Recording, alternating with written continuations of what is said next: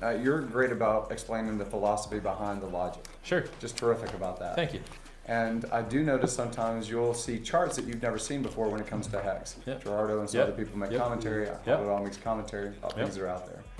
So when you look at, and I've heard 6.5 million X because Bitcoin did it, Sure. 10,000 X because Yep. Ethereum did it. Right. But those are different animals. Yes. And so That's when right. when we eventually pivot and it's Yeah.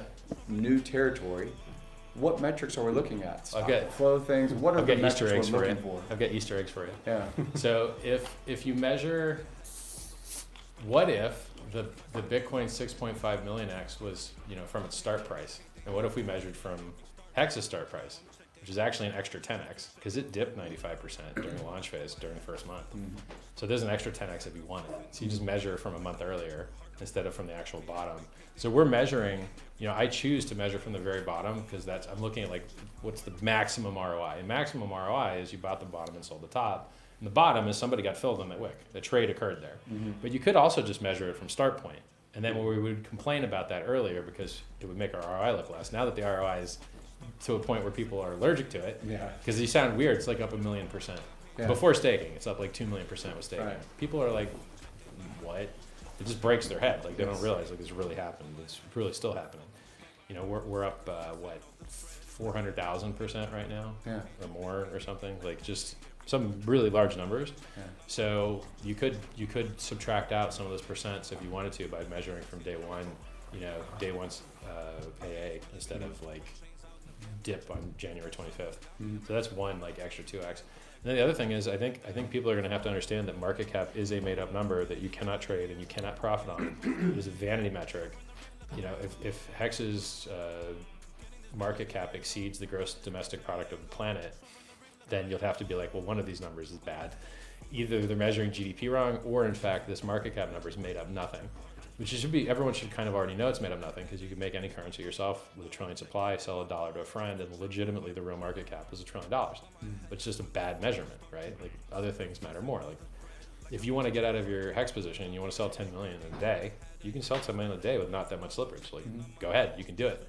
But for that other example with a guy that had a trillion supply, sold $1 to a friend, you probably couldn't even sell a second dollar. You couldn't get anyone to buy the second dollar, let alone millions and millions of dollars. So the world transitioned from using market cap as a proxy for trying to estimate opportunity, whether it be a limit on opportunity, so a low cap gem, stuff like that, usually goes to zero, you get rug pulled. Mm-hmm. So I would be better world if people stop trying to use market cap where it doesn't fit. Market cap is not liquidity. Volume is not liquidity. Market cap is not price performance. And just look at liquidity and price performance and volume for what they really are.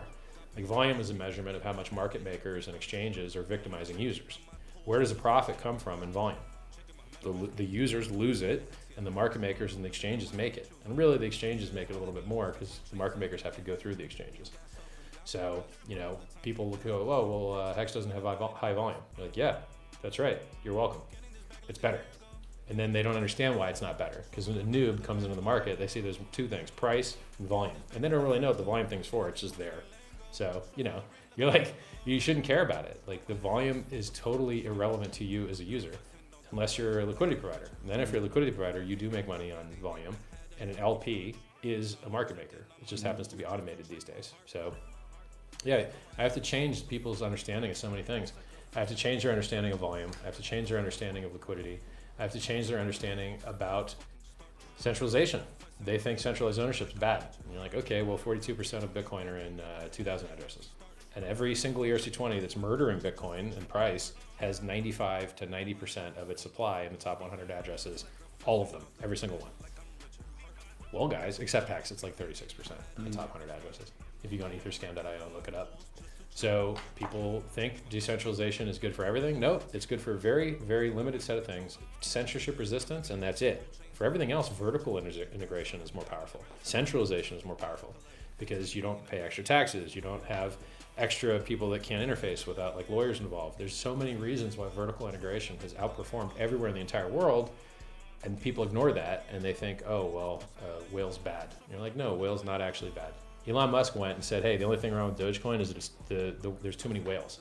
And you're like, bro, how many shares do you own of Tesla? 20%? Shut up. How's that working? It's working fine? Be quiet, dude. You don't know what you're talking about. So centralized ownership is very bullish for price. You know, people that have bills to pay, they sell. So like the guy that you owe $2 to, he's gonna call you a lot. The guy you owe $2 million to, he doesn't need it that much. You're not gonna get as many calls. So people that have less money, they're less useful to the price chart. They complain a lot more, and you would prefer that the ownership of a thing. I mean, for instance, Berkshire Hathaway, they won't even let you buy in unless you're a huge whale. So Berkshire Hathaway, like one of what previously was the best performing asset of any stock ever in history, I think. You know, they averaged 22% a year for 50 years. Okay. And like their benchmark was doubling the S&P 500. So those guys won't even let you buy unless you had a big amount. And then for some reason they had to like let people do these B shares, which are smaller entries, because otherwise someone else was going to do a thing that let people unramp into smaller numbers somehow. So yeah, I think people misunderstand how good whales are for price. They're really good for price. They're not good for a censorship resistant network. But then let's take that. When's the last time we've seen a network fail from having insufficient censorship resistance? EOS had 21 validators. Anybody get their doors kicked in? No. The only rollbacks of transactions they had were designed into their system because they wanted default judgment as a service on the blockchain. They literally, in their like constitution, was like, yeah, you know, if some hacker comes and steals money, we'll vote on taking his money away. And then they literally had it like, oh, if you don't use your money, you'll just lose it too. Like, this is the dumbest thing I've ever seen. This is so stupid. In Hex, you know, if you make a stake and you're not able to end it because you're injured or in jail, someone else can emergency end stake that, or not emergency end stake it, sorry, good accounting it for you, and then you're not going to be penalized. So anyone in the world could save you. But if, in this EOS format, back before they changed it, if you go to jail, you just lose all your money. Oh, you know, sorry, you know. Right. You're like, this is a terrible idea. There's so many ideas in crypto that just off the bat are stupid ideas to start. So other projects are centralized that you just don't see them fail, like BSC, very centralized, but is anyone getting their doors kicked in? If no one's getting their doors kicked in, then why are you caring about all these extra nodes? You can rotate to that when you need it, pretty much. Go ahead.